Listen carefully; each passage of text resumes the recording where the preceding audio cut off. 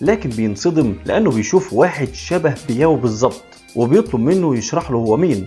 لكن قبل ما يتكلم بيوصل القاتل وبيهجم عليهم. شين بيعرف ان الشخص اللي بيشبه بياو هو نفسه الملك، وعلشان كده خدوا بياو علشان لو حصل اي تمرد على الملك يحطوا بياو في الوش ويحافظوا على حياة الملك. فشين غضب جدا وهجم على القاتل، لكن القاتل كان اقوى منه واتغلب عليه بسهولة. لكن لما عرف ان هو نفسه اللي قتل صديقه بياو استجمع قوته وافتكر تدريباته وقدر يتغلب عليه ويقتله. حتى الملك استعجب من قوته. بعد كده بيكتشفوا ان القرية تم حرقها بالكامل وان في جيش من القتلة بيبحث عنهم في كل مكان. في اللحظة دي بتظهر لهم فتاة اسمها دياو من قبيلة سكان الجبل، وقالت لهم انها تعرف طريق مختصر تقدر تهربهم منه. فبيروحوا معاها وبيوصلوا لغابة الخيزران، وهناك بيقابلهم قاتل تاني بيستخدم الأسهم المسمومة كسلاح. شين دخل في قتال معاه وقدر يهزمه، لكن اتصاب بواحد من سهامه وفقد وعيه. دياو والملك خدوه لاستراحة ملكية في وسط الجبال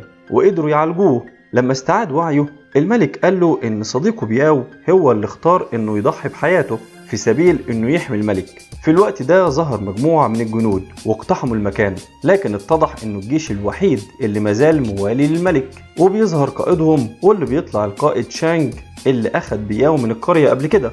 بعد كده بيضعوا خطة علشان يستعيدوا العرش مرة تانية، لكن عددهم قليل جدا، في حين ان اخو الملك جهز جيش وصل عدده ل80,000.